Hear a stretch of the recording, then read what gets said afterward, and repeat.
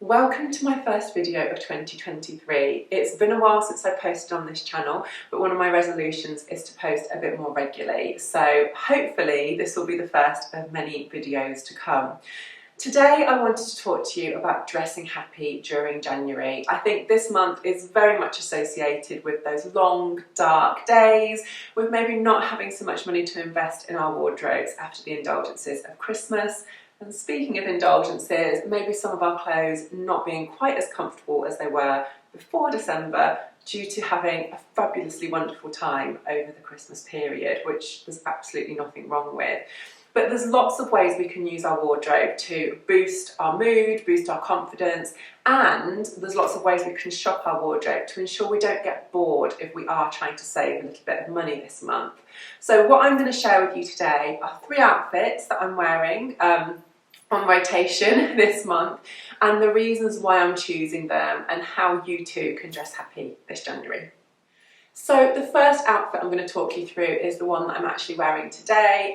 So my coated leggings are my go-to if I don't want to wear jeans but still want to feel polished and pulled together. They just feel so much more comfortable than jeans. They stretch, which is great, but the texture of them means that they still feel really elevated. And I also love combining them with different textures, namely knitwear. So this jumper I've had for a while. I bought it in the autumn from And Other Stories, and I rotate the top half of this outfit and the boots basically. So I have a couple of different boots or trainers that I'll put with these leggings, and then I'll switch through and work through the knitwear on the top half, so that even though it's a variation on the theme, I'm still, getting wear out of all my wardrobe. And that's a really good tip for January if you are not buying new clothes, is to make a conscious effort to wear everything once rather than defaulting to the same items or the same couple of items day in, day out, because that's when you get bored. So making sure you wear through all your knitwear. Leave the jeans if you know that they're not going to fit so well at the moment. Just don't go near them. Don't do it to yourself. Opt for leggings, but I wear commando leggings. I've had mine for a couple of years now and I absolutely swear by them. They do coated, they do just normal legging material, jersey material. They also do some velvet ones. So if you're in the market for a new pair, then by all means have a look at them. But if you've got some already, this is a great outfit formula. It still looks really put together, but super cozy and super comfy, and one you'll be seeing me in an awful lot. The next outfit that I default to at this time of year is wide leg trousers. So again, for the same reasons as the coated leggings, they are super comfortable, and I mean super comfortable. I travelled in these over the Christmas period. We had a couple of long car journeys. I love them with my Converse. They also look great with like chunky white trainers. So again, switch up your footwear to ensure that it does feel different each time you wear them. And then again, just rotating through the top halves. This again is an And Other Stories knit actually, the green knit, but I've put striped knits with this. These are obviously black trousers, so they go with absolutely everything. And I will either lay it over my white coat that you saw in the previous look, or just a big puffer if it's really cold and wet. But this look is so great for work from home days, but I can still pop out and have a coffee or get the kids from school without feeling like I need to change. It feels pulled together, it feels really, really current, but ultimately it's really comfortable and makes me feel really good when I'm cozying up at home. And my final look, this is probably the most casual of all of them. This is what I generally wear at the weekends. My kids have various activities on a Saturday, and I'm usually back and forth as the mum taxi, and I might be shopping to get some food or run a few errands. So this is my go-to weekend look.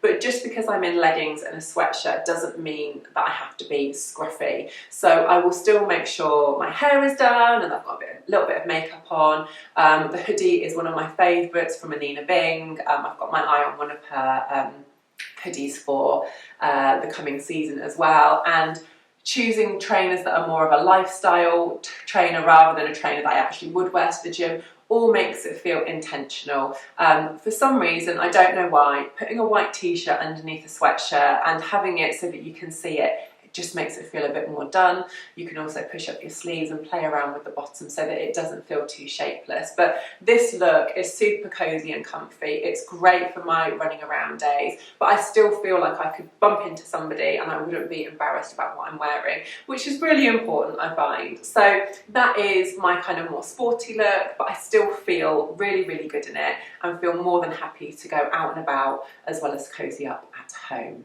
I think the key thing to remember during January is that you've probably got a lot more clothes than you realise. So trying to wear all of your wardrobe is a really great start. Just simply working through all of the different knitwear options you have will probably lead you to a few items that you've forgotten. The other thing I would say is that reaching for colour at this time of year is so beneficial for your mood. There's a whole psychology to colour which I find fascinating. Reds and oranges kind of give you warmth and energy. Yellow is a really friendly colour. Green is calming. So depending on your mood, you can choose a colour to give you that boost, not only emotionally or to give you a bit of motivation, but also wearing colour on the top half next to your face can really bring out your eyes, make them sparkle and give your skin a real glow. So when the weather's a bit grey, at least you're bringing the sunshine. The other thing I would say if you need a bit of a boost this January, and if things particularly are a bit snug, is not to forget things like accessories, hair and makeup. It's so amazing how a slick of lipstick or doing your hair in a slightly different way or just taking a bit more time over it can really give you that boost. It's a form of self-care that is not to be forgotten. Taking an extra 5 minutes on a morning just to put on a bit of makeup or try a new lipstick shade that you maybe got gifted over the Christmas period, it makes all the difference during these kind of trickier months where the lovely twinkly lights of Christmas have all gone and we're really having to rely on our own wardrobe and our own devices to bring the joy. Our wardrobe is a great way of giving us a boost and showing ourselves some self-love. So think about colour, think about soft cozy textures like cashmere that feel good against your skin. Opt for comfort, but don't sacrifice style. So still accessorize things up, still put that pop of colour on the lips, and still give yourself that time to spend on you to make you feel absolutely fabulous. I hope those few little tips worked, and I hope the outfits that I'll be defaulting to in January give you some inspiration to shop your own wardrobe as well.